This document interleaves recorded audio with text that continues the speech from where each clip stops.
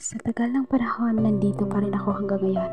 Nalilito, naguguluhan at nahihirapan. Tumitingin sa kawalan, nakagapos sa kaligitnaan. Naliligaw sa pagitan ng pagsuko at paglaban.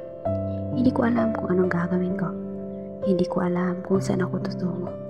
Dahil kahit saan man ako lumiko, sinasalubong ako ng pagkabiko. Pinaghihinaan na itong puso. Sobrang gulo.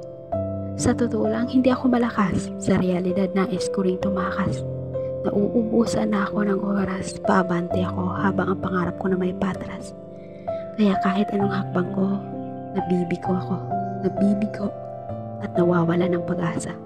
Napapagod, ultimo sa pagising sa umaga kasi sa tagal ng panahon, nandito pa rin ako hanggang ngayon. Nandito sa sitwasyong nahihirapan at natatakot ako sa posibilidad na kahit anong gawin kong pagbangon at pag-usad, hindi pa pabor sa akin ang mundo. Kaya naisip ko na baka hanggang dito na lang talaga ako.